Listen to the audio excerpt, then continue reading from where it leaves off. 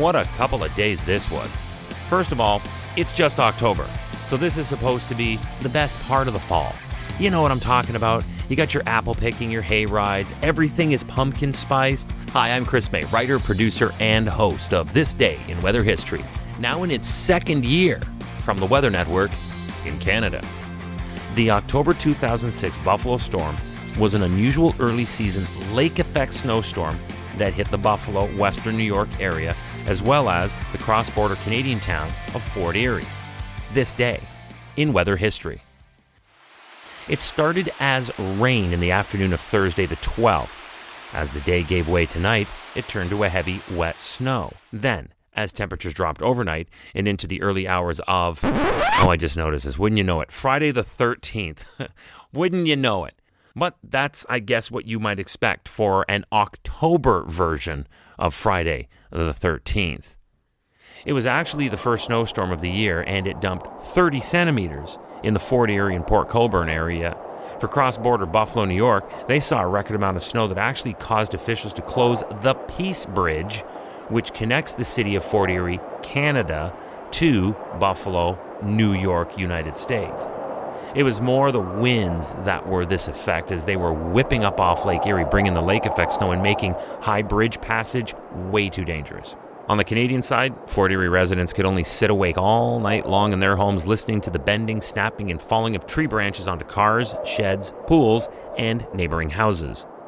Plus, the wind that was making all of this chaos possible was loud enough to prevent any sleep for anyone.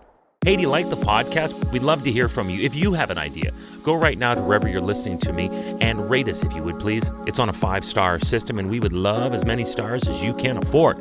So rate us, but then also review us. This way we can always stay on top of how you'd like to see the show evolve. Then remember to subscribe to this podcast. Click the subscribe or follow button right there on the very same podcast homepage you're listening on. You'll be immediately reminded that the next day is ready to listen to, and you also have access to every episode in the archives. It dates back to June 1st of 2020, so there is a lot that we got to get caught up on this day in weather history. Now, as the leaves had not fallen yet and were still fully in their beautiful fall color mode, the weight of the snow caused the limbs to break and crash across the community. As a result, in the morning after the storm had passed, residents in both Fort Erie and Buffalo were greeted with complete devastation and no electricity. In Western New York, some 400,000 people lost power during the peak of the storm as a result of the leaf-filled trees pulling down the power lines. I watch a lot of weather stations for my job, and growing up in a border town with Buffalo, New York, I have watched WIVB TV Channel 4 in Buffalo forever and ever, and also their broadcast meteorologist, Mr. Don Paul. He's been there forever, and even he said, of all the events that I've seen here, this storm involves the most widespread devastation in the most populated area. It's absolutely an historic storm. In Western New York, officials blamed 3 deaths on the storm. Of the 3, 2 died in automobile accidents, a third was struck by a falling branch. After getting a look and time to survey the damage from a helicopter, New York Governor George Pataki at the time declared a state of emergency in 4 counties at the western end of the state. They were Erie, Genesee, Orleans, and Niagara counties.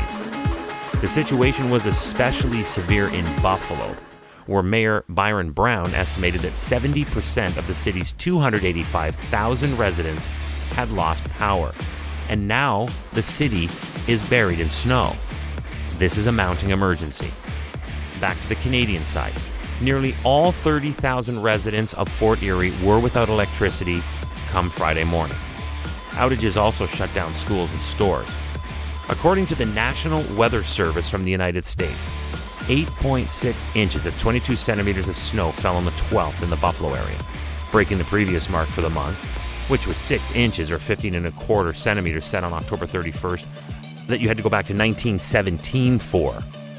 Then another 14 inches or 35.5 centimeters fell on the 13th, for a total of 22.6 inches or 57.5 centimeters at the Buffalo Niagara International Airport. I remember driving past that airport in the days that followed, and I could not believe the sight of all the colorful squares of steel poking out from their burial site in feet of snow. I'm only going to assume they were cars in the massive airport parking lot. And as a final note, check this out. Since weather records were first kept in the 1870s, there is no recorded event of this kind, that being a 1.5 day period that dumped as much snow in this area as early as October. But it sure did that and a whole lot more between October 12th and 13th, this day in weather history. Tomorrow is October the 14th. Back in 2018, France is hit with a powerful system that brings heavy rain resulting in flash floods in the Aude region. I'll tell you all about that and what happened as a result. That's tomorrow right here on This Day in Weather History with me, your host, Chris May.